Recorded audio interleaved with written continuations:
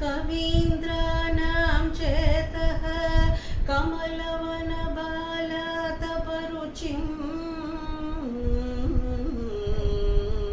भजन्ते ये सन्तः कतिचितरुणामेव भवति विरिञ्चिः प्रेयस्याः दरुणदरशृङ्गारलहरी कबीराभिः वाक्भिः विदधति सतां रञ्जनममी सवित्रीभिर्वाचां शशिमणिशिला बङ्करुचिभिः वचिन्यात्याभिस्त्वां सकजननि सञ्चिन्तयति यः सकर्ता काव्यानां भवति महतां बङ्किरुचिभिः वचोभिर्वाग्देवी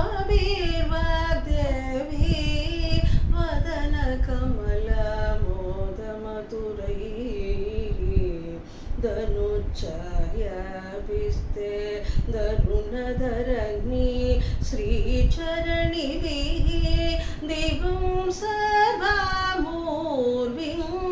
अरुणिमणिमग्नां स्मरति यः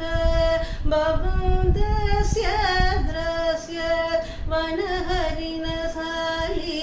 वनहरिणशालीननयनाः सहोर्वस्यावस्याः गति न कीर्वाण गणिका मुखं बिन्दुं कृत्वा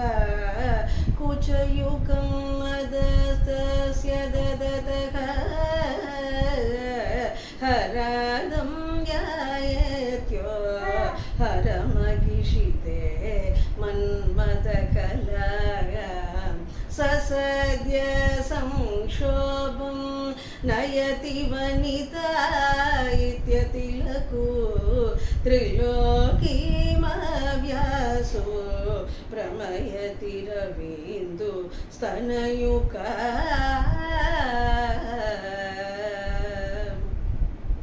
किरन्दी मङ्गेभ्यः किरणनिकुरुम्बामृतरसं हृदि त्वामादत्ते हिमकरशिला मूर्तिमिव यः ससर्पानां दर्पं समयति सपोन्दादिवैव ज्वरपृष्टान् दृष्ट्या सुखयति सुधाधारशिरया